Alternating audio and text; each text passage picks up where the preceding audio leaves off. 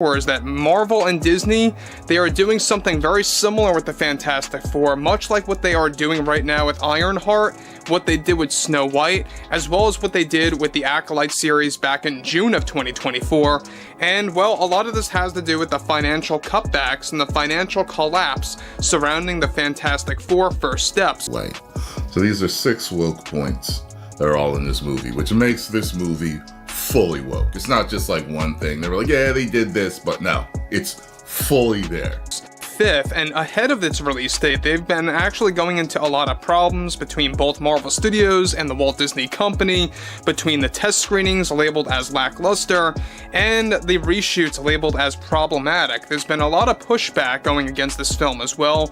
There's a lot of Marvel fans that aren't quite fond of the fact that they are using Shala Bal, the female Silver Surfer. So, the question is, can a movie be woke and good? The majority of the time, no.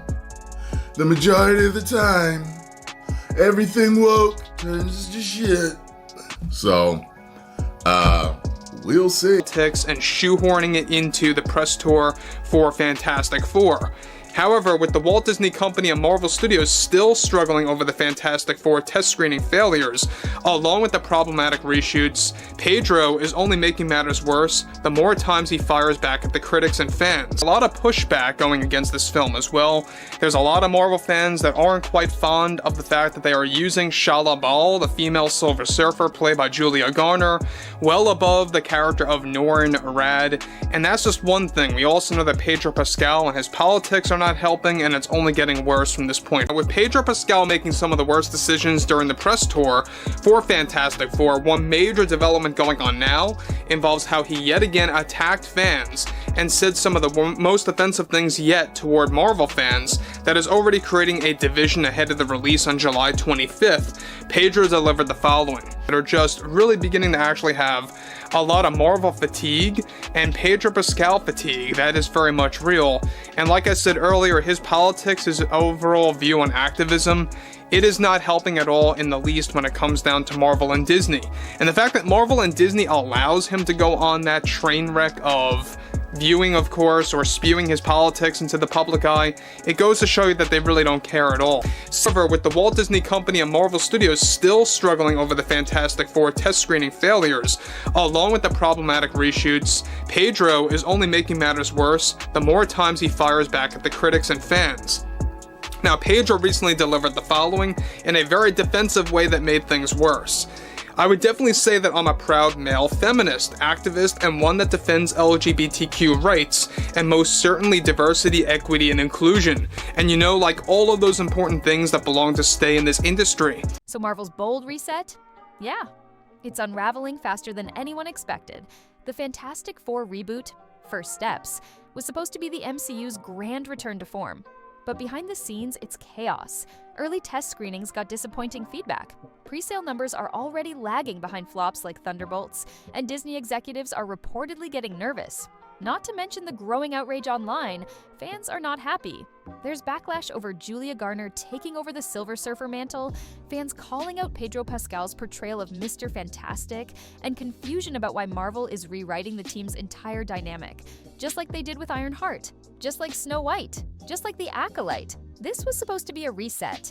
Instead, it's shaping up to be Marvel's biggest warning sign yet. And the more you look into it, the messier it gets. So here's what Marvel planned.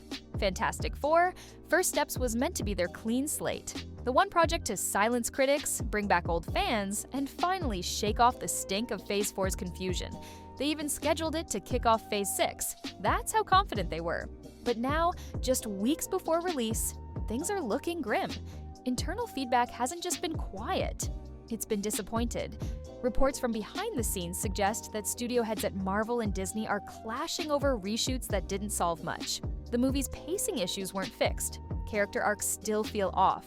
And the worst part? Word is, no one in the test audience walked out impressed. This was supposed to be a spectacle. Instead, it's being described as flat.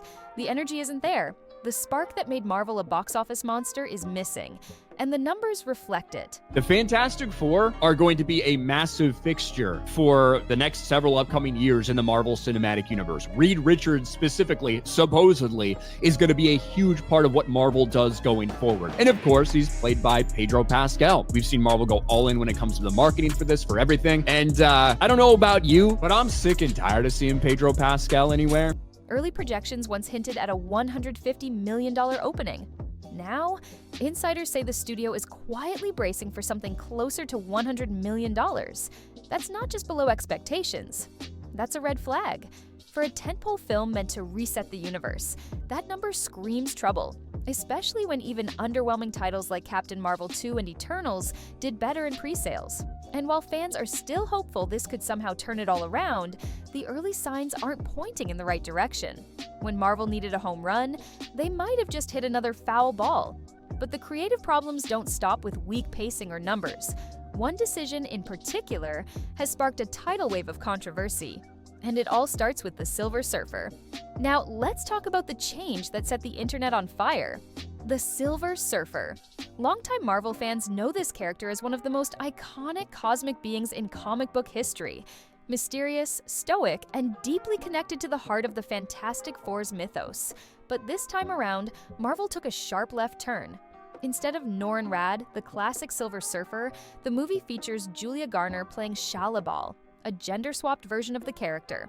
According to Marvel, it's meant to be a fresh take.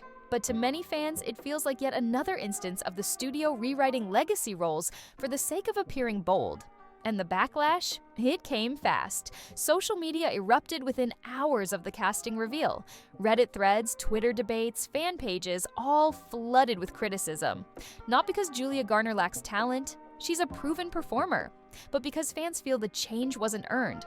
There's no build-up, no narrative foundation. This is on the cover of Vanity Fair. Everyone wants a piece of Pedro. Weird like this, by the way. This is for Vanity Fair. You got women's hands on him. You got big black man hands on him here. What the? Is that's not an AI thing? That's real? This is from Vanity Fair. This is real. But The freak, no. that's gay. Sorry.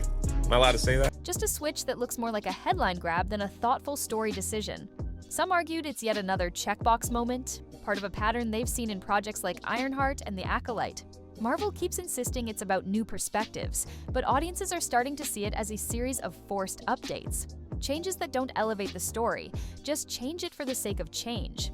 And let's be clear, fans have embraced bold adaptations before, but the reaction this time wasn't celebration, it was confusion. Why rewrite one of Marvel's most recognizable cosmic icons when you could just introduce a new character altogether? But if the Silver Surfer controversy wasn't enough, Marvel's next decision stirred up even more tension. And it all centers on how they handled Reed Richards. If there's one character who's supposed to hold the Fantastic Four together, it's Reed Richards, Mr. Fantastic. The brains, the strategist, the quiet leader who steps up when it matters most. But in this reboot, he's barely even steering the ship. Marvel's decision to cast Pedro Pascal was supposed to be a slam dunk. He's a fan favorite, a proven lead in major franchises like The Mandalorian and The Last of Us. But the early reaction to his version of Reed Richards hasn't been excitement. It's confusion.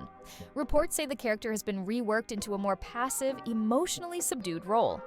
Instead of leading the team, Reed spends most of the film in the background while Sue Storm takes over. And that dynamic shift, it's not sitting well with fans. Adding fuel to the fire are Pascal's older interviews resurfacing online. In them, he talks about being drawn to softer male characters and exploring vulnerability on screen. Now, in another context, those comments might have just been thoughtful reflections. But paired with a version of Reed Richards that's been sidelined and softened, it sparked a whole new round of debates. Critics argue that Marvel isn't evolving the character. They're reducing him. They're taking one of the most brilliant minds in the Marvel universe and turning him into a background player. And the concern here isn't just about screen time, it's about what it signals. A shift in tone, a rewrite of character dynamics, and a complete rebalancing of what made the Fantastic Four work in the first place. For many fans, it feels like they're watching a legacy character get reshaped to fit a trend. not a story. Fantastic Four flops. It wasn't good. Hypothetically, how does Marvel move on from that? I know Spider-Man is now coming out before Avengers Doomsday, and people are saying that that's going to be kind of like their safety net, but I really don't think that's going to work. And that stings even more when you remember that this reboot was supposed to win people back. But it doesn't stop there. Marvel didn't just change who Reed is, they changed who's in charge. And it's sparking an even bigger debate. So here's where things get even more complicated. In this new version of the Fantastic Four, Marvel made a bold choice. They've put Sue Storm in charge, not just as a key team member, but as the actual leader of the group. And to make sure the audience understands it's not a one-time thing, Marvel even went as far as updating the comics to reflect this shift. Now, that might sound empowering on paper, but for fans who followed the team for decades, this feels less like growth and more like a rewrite. Reed Richards, once the driving force of the Fantastic Four, is now portrayed as hesitant and emotionally detached. Meanwhile, Sue steps into the spotlight with full authority. And the response? It's mixed, at best. Some say this leadership switch was inevitable, that Sue deserves more focus. Others are questioning why the change had to come by pulling Reed down instead of building Sue up naturally. Because here's the thing, Sue Storm has always been powerful. She didn't need to replace anyone to prove her worth, but in this version, fans say it feels like Marvel is forcing the narrative instead of earning it. Worse still, Reed's supposed character journey, where he slowly grows into a leadership role, doesn't even happen in this movie. Marvel's message? Be patient, wait for the next film. But fans are tired of waiting. They're asking, if this is your big reboot, why are the most important character arcs being postponed? It doesn't feel like a bold new direction. It feels like setup, like the audience is being sold a promise instead of a payoff. And when you're rebooting one of the most beloved teams in Marvel history, that's a risky bet. And while fans are still debating the characters, Disney is fighting a much bigger battle, one that's happening behind the scenes, far from the spotlight. It's already known that Fantastic Four is going to be like such an important and detrimental part to the Doomsday and Secret War story. So if their introduction, for some whatever reason, doesn't land with the audience, I don't get how they can make Doomsday like, you know, the success it needs to be. While fans argue over casting and character shifts, the real storm is brewing behind closed doors. And from what insiders are saying, things inside Disney and Marvel Studios aren't exactly calm and collected. Let's start with the test screenings. Multiple sources have claimed the feedback wasn't just disappointing, it was a wake-up call. Viewers reportedly found the tone uneven, the pacing off, and the emotional stakes underwhelming. That's not the kind of reaction you want for a film meant to kick off a whole new era of the MCU. And then came the reshoots. Expensive ones. The kind of reshoots that usually signal panic, not polish. Reports say Marvel scrambled to rework scenes, add new dialogue, and adjust entire plot beats. But even after all that, the early buzz hasn't improved much. Now, look at the marketing.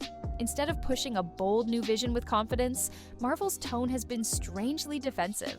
Interviews with the cast and crew are full of reassurances like, "You'll understand once you see the full arc," or "This is just the beginning of something bigger." That's not hype, that's hedging. And the numbers back it up.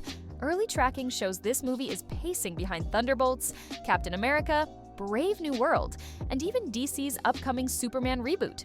Think about that. A Fantastic Four movie, with the full power of Marvel Studios behind it, might open with less buzz than projects fans were already skeptical about. Inside Disney HQ, executives are watching these metrics closely. Because if this reboot underperforms, it won't just hurt the brand. It'll rattle investor confidence. 3 underwhelming releases in 1 year is enough to spark serious questions at the board level. And that's why everything feels rushed. The PR machine is working overtime. The leaks are getting louder, and instead of leading with confidence, Marvel's running defense. But beyond the numbers and reshoots, there's another problem. The fans themselves, once loyal, now skeptical, are losing faith in the brand.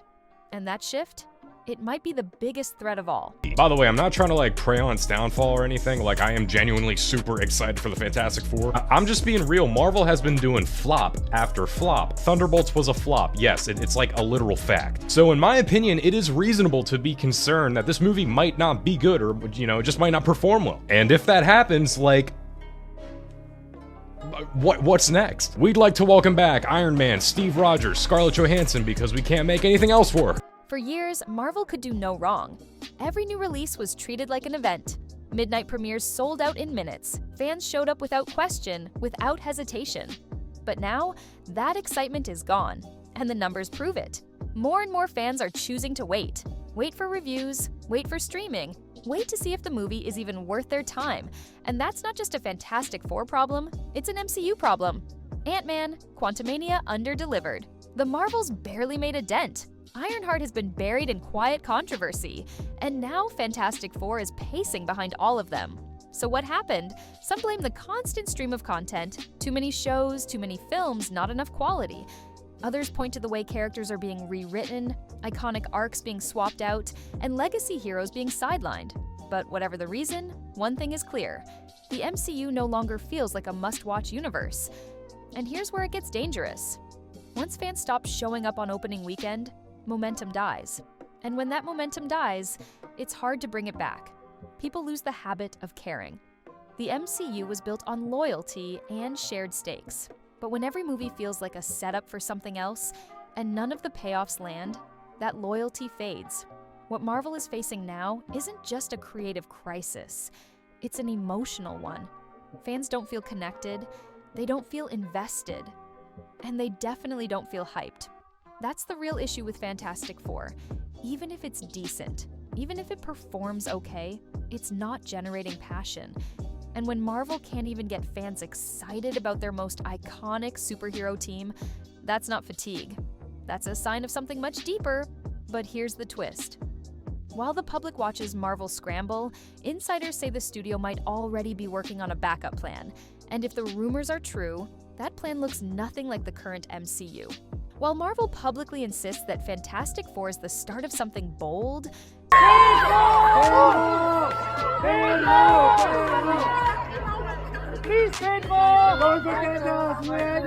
So I went to the Fantastic Four event in Berlin today. And excuse me if I look like crap, because I feel like crap. I've been on the go since 7 a.m. and I'm pissed because that shit was not a fan event. behind the scenes, it looks like they're quietly preparing for something very different, a full creative pivot. Insiders are already dropping hints about a darker, more grounded project codenamed Dooms. And if what we're hearing is accurate, this isn't just another MCU spin-off, it's a potential blueprint for Marvel's future. Dooms is reportedly loaded with gritty visuals, a stripped-down narrative style, and a return to old-school Marvel energy. Less cosmic glitter, more human-scale conflict, less over-explaining arcs, more intensity and edge, and most importantly, a shift back towards strong, decisive male leads, the kind that used to anchor Marvel's biggest hits: Thor, Loki, Wolverine. There's even buzz that Marvel wants to double down on these legacy characters, giving them more screen time in upcoming phases. And if that wasn't clear enough, Kevin Feige himself has started dropping language in interviews that sounds a lot like a course correction. Phrases like "back to our roots," "quality over quantity," and "earning the fans' trust again." It's no coincidence. This isn't just Marvel trying to recapture its past. It's a studio trying to survive its present. Because here's the truth. They know Fantastic Four might not land the way they hoped, and if it doesn't, they can't afford another wait-and-see strategy. The audience is impatient, the internet is ruthless, and Disney shareholders, they're already nervous. That's why Dooms matters. It's not just a new project, it's a potential reset to the reset. And if Marvel plays it right, it could be their way of quietly phasing out what isn't working, without admitting defeat. But here's the big question. Is it too late? Has the trust already been broken? Because if Fantastic Four flops, the fallout won't just hit the box office, it'll hit everything the MCU is built on. Let me explain. So even like before the event started, the communication was horrible. Nobody knew if you needed a ticket because there was a site that gave out tickets, but nobody confirmed it. Nobody knew about it. I signed up the first day that page showed up. I was pretty sure it was going to be a data scam, but I was like, it was free. And if I hadn't signed up, I wouldn't have gotten into that event. But nobody confirmed it. Nobody knew if it was legit, not even the people who organized this event. This was supposed to be Marvel's fresh start, a clean reboot, the beginning of a new legacy that would reconnect with longtime fans and welcome in a new generation. But now, Fantastic Four isn't just facing high expectations, it's carrying the weight of the entire MCU on its shoulders. And the pressure is showing. If this reboot underdelivers, it won't just be remembered as another disappointing movie, it will confirm what a lot of people have been quietly thinking, that Marvel's golden era is over. That the universe built on shared stories, emotional payoff, and unforgettable characters has lost its way. Think about it. This isn't a side character or an obscure spin-off. This is the Fantastic Four, the team that helped launch Marvel's comic empire, the family that defined what it meant to be a superhero unit. If Marvel can't get this right, fans will wonder, what's left? Because what we're seeing now isn't just a shift in content, it's a shift in how the audience feels. Once fans showed up out of love and loyalty, now they show up out of habit. Or not at all. The spark is fading. And if Marvel doesn't fix that soon, it won't matter how many cameos, crossovers, or big-budget reshoots they throw at the screen. At the end of the day, it's about connection. Storytelling that feels earned, characters that stay true to their core, and a studio that leads with confidence, not panic. Right now, fans don't feel seen, they feel sold to. And if that doesn't change, Fantastic Four could go down as the moment Marvel finally broke the trust it spent a decade building. So the question isn't just whether this movie flops, it's whether Marvel can still fix its relationship with the audience. And what happens next might determine the future of the entire franchise.